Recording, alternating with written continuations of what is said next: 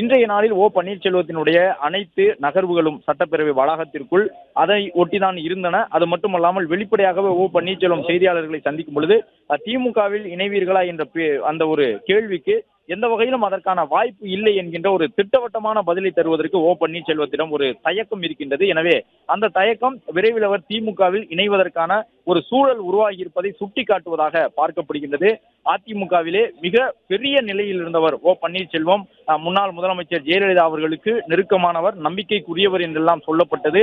முதலமைச்சராக இருந்தவர் அதிமுகவின் மூலமாக. அதிமுகவிலே உச்சபட்ச பொறுப்பாக இருந்த ஒருங்கிணைப்பாளர் பொறுப்பிலும் இருந்தவர் ஓ பன்னீர்செல்வம். அப்படிப்பட்ட ஓ பன்னீர்செல்வம் இப்பொழுது அதிமுகவிற்கு நேர் எதிரான அரசியல் சித்தாந்தம் கொண்ட திராவிட முன்னேற்ற கழகத்தோடு இணைய போகின்றாரா என்பது தமிழக அரசியலில் மீண்டும் ஒரு சுவாரஸ்யமான நிகழ்வை ஏற்படுத்தி இருக்கின்றது. ஏற்கனவே வைத்தியலிங்கம் போன்ற பாரம்பரிய அதிமுக அரசியல் தலைவர்கள் எல்லாம் ஓ பன்னீர்செல்வத்துடன் இருந்தவர்கள் திமுகவில் இணைந்து கொண்டிருக்கின்றார்கள். மனோஜ் பாண்டியன் திமுகவில் இணைந்திருக்கின்றார்.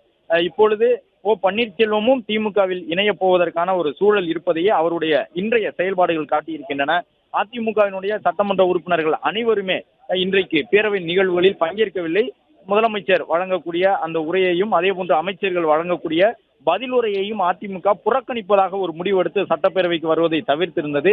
இந்த நிலையில்தான் ஓ பன்னீர்செல்வம் தன்னுடைய ஒற்றை ஆதரவு சட்டமன்ற உறுப்பினரோடு ஐயப்பனோடு சட்டப்பேரவைக்குள் வந்து அமர்ந்திருந்தார். காலை 9:30 மணிக்கு பேரவை தொடங்கியது முதல் கிட்டத்தட்ட 2:20 மணி வரை தொடர்ந்து ஓ பன்னீர்செல்வம் பேரவை வளாகத்தில் தான் இருந்தார். முழுவதுமாக அவை நடவடிக்கையிலே ஓ பன்னீர்செல்வமும் ஐயப்பனும் பங்கேற்றிருந்தார்கள்.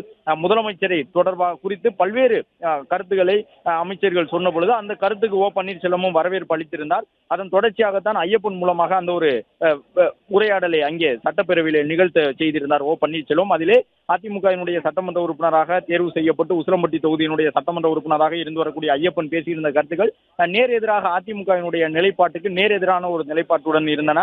முதலமைச்சர் தலைமையில் மீண்டும் ஆட்சி மலரும் என்று சொன்னது மட்டுமல்லாமல் எம்ஜிஆர் மற்றும் ஜெயலலிதாவினுடைய பெயரையும் அவர் சுட்டிக்காட்டி அவர்களுடைய ஆசியுடன் முதலமைச்சர் மு க ஸ்டாலின் ஆட்சி அமைப்பார் என்று சொல்லியிருந்தார். சட்டப்பேரவையில் இருந்த முதலமைச்சர் மட்டுமல்லாமல் அமைச்சர்கள் அனைவருமே புன்னகையோடு கைதட்டி உசிலம்பட்டி ஐயப்பனுடைய அந்த கருத்தை வரவேற்றார்கள்.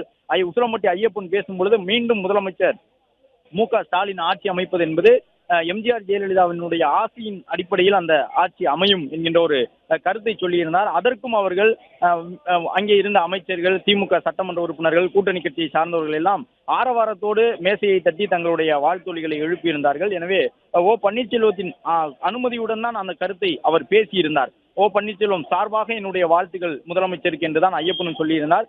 இப்பொழுது வெளியில் வந்த பிறகும் ஓ பன்னீர்செல்வம் அதை ஆமோதித்திருப்பது முக்கியத்துவம் வாய்ந்ததாக பார்க்கப்படுகின்றது. மக்கள் மனதில் இருக்கக்கூடிய கருத்தை தான் ஐயப்பன் பேசியிருக்கின்றார் என்று ஓ பன்னீர்செல்வம் சொல்லியிருக்கின்றார். ஓ பன்னீர்செல்வம் தன்னுடைய அரசியல் வாழ்க்கையில் முதல் முறையாக திமுகவை வாழ்த்தி இருக்கின்றார் என்று சொல்லும் விதமாகத்தான் தன்னுடைய ஆதரவு சட்டமன்ற உறுப்பினர் மூலமாக பேரவையில் இன்று அவரை பேச வைத்திருக்கின்றார். அதே போன்று ஓ பன்னீர்செல்வம் தன்னுடைய அரசியல் வாழ்வில் முதல் முறையாக இன்று தலைமைச் செயலக வளாகத்தில் நின்று மீண்டும் திமுக ஆட்சி அமைப்பதற்கான ஒரு சூழல் உருவாகிவிட்டது என்பதை திட்டவட்டமாக தெரிவித்திருக்கின்றார். கடந்த காலங்களில் எடப்பாடி பழனிசாமியோடு முரண்பட்டு இருக்கக்கூடிய இந்த சூழ்நிலையிலே ஓ பன்னீர்செல்வம் மீண்டும் திமுக ஆட்சி அமைத்துவிடும் இதே சூழல் இருந்தால் என்று சொல்லியது உண்டு. ஆனால் திட்டவட்டமாக மீண்டும் திமுக தான் ஆட்சி அமைக்கப் போகின்றது என்று சொல்லி திமுகவிற்கு வாழ்த்துகளையும் சொல்லி இருப்பது ஓ பன்னீர்செல்வத்தினுடைய அரசியல் வாழ்வில் இதுதான் முதல் முறை.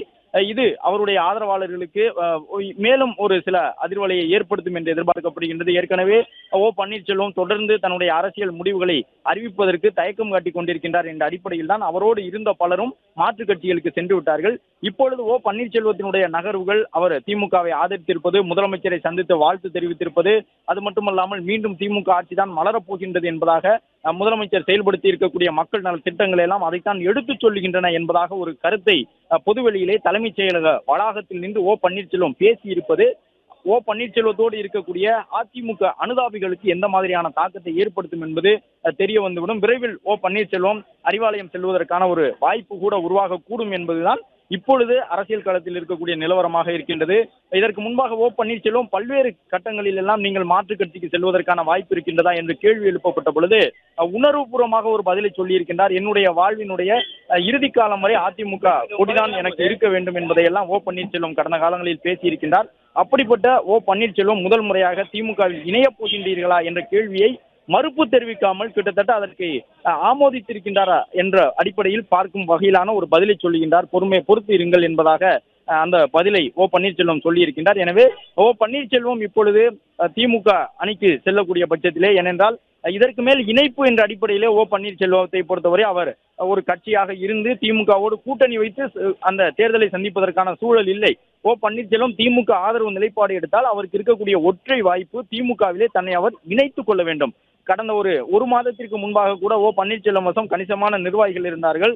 ஆளுமையான பலர் ஓ பன்னீர்செல்வத்தோடு இருந்தார்கள். வைத்தியலிங்கம், மனோஜ் பாண்டியன் போன்றவர்கள் எல்லாம் ஓ பன்னீர்செல்வத்தோடு இருந்தார்கள். அப்பொழுது ஓ பன்னீர்செல்வத்தை அந்த திமுக ஆதரவு நிலைப்பாட்டை அவர் எடுத்திருந்தால் கூட கூட்டணி முறையில் அவர் திமுகவை அணுகி இருக்க முடியும். என்னுடைய அமைப்புக்கு கூட்டணி அடிப்படையிலே நீங்கள் கணிசமான தொகுதிகளை ஒதுக்க வேண்டும் என்று ஓ பன்னீர்செல்வம் திமுகவை நெருங்கி சென்று இருக்க முடியும்.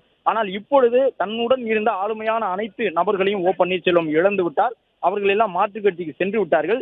எனவே ஓ பன்னீர்செல்வம் திமுகவோடு இணைய வேண்டும் என்றால் அவர் முழுவதுமாக திமுகவிலே தன்னை இணைத்துக் கொள்வதற்கான ஒரு வாய்ப்பு மட்டும்தான் அரசியல் ரீதியாக இருக்கின்றது. இந்த தேர்தலுக்காக தற்காலிகமாக தன்னுடைய கட்சியை அல்லது அமைப்பை திமுகவோடு கூட்டணி கொண்ட ஒரு அமைப்பாக அவர் முன்னெடுத்து செல்வதற்கான சூழல் இல்லை.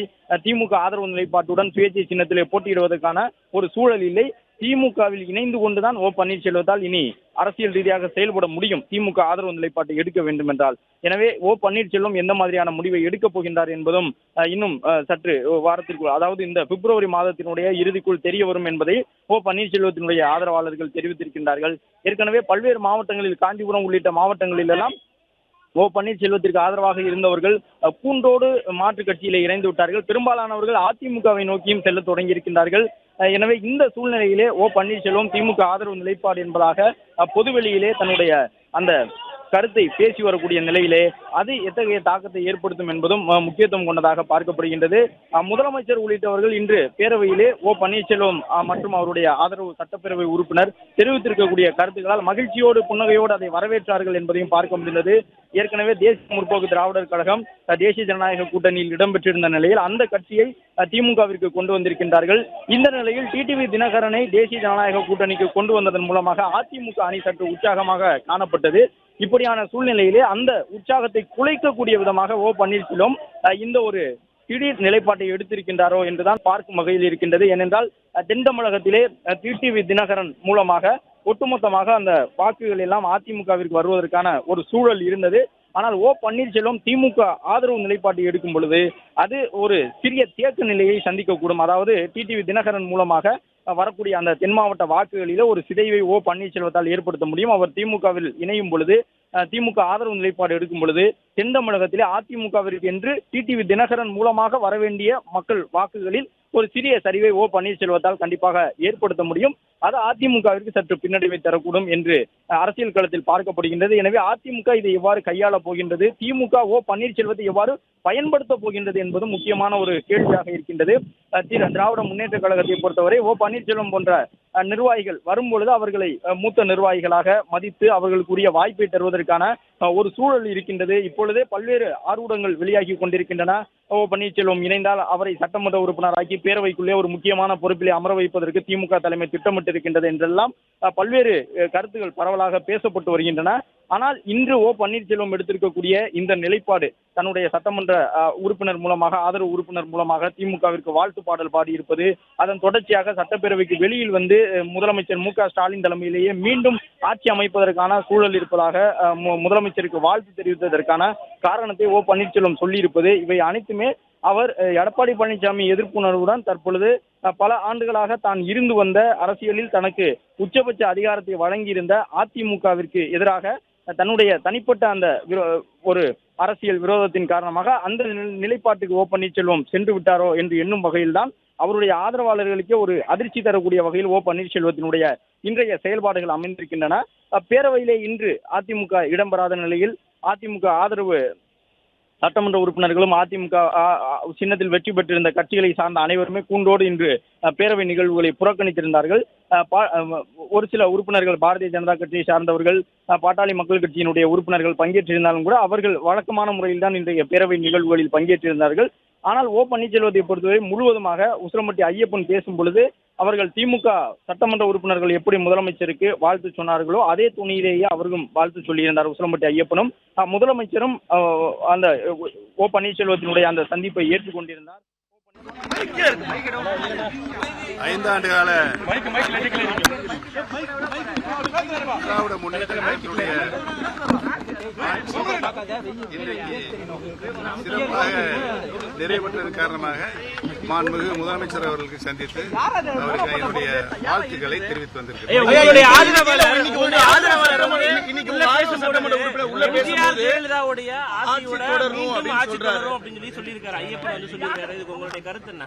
எம்ஜிஆர் ஜெயலலிதா ஆட்சியோட இந்த ஆட்சி தொடரும், திமுக ஆட்சி தொடரும், முதலமைச்சராக ஸ்டாலின் மீண்டும் வருவார்னு சொல்லி ஐயப்பன் பேசிட்டாரு. நீங்களும் உள்ளதா இருந்தீங்க. அவருடைய வாழ்த்துக்கள், அவருடைய எண்ணம், செயல்பாடு தமிழக மக்கள் இன்றைக்கு என்ன நினைத்துக் கொண்டிருக்காரோ அதை அவர் சொல்லியிருக்கிறார். பொதுவான கருத்து இன்றைக்கு இருக்கின்ற அரசியல் சூழ்நிலை, கடந்த 5 ஆண்டு கால ஆட்சியினுடைய நிலை, அவர்கள் இந்த நாட்டுக்கு செய்த அந்த சாதனைகள் இவையெல்லாம் மக்களுடைய மனதில் ஆழமாக பதிந்திருக்கிறது. மீண்டும் ஆட்சிக்கு வரக்கூடிய வாய்ப்பு திராவிட முன்னேற்ற கழகத்துக்கு இருக்கிறது. பிளே ஸ்டோர் மற்றும் ஆப் ஸ்டோரில் இருந்து பாலிமர் செயலியை QR கோடு மூலம் பதிவிறக்கம் செய்யுங்கள். செய்திகளை உடனுக்குடன் பெறுங்கள்.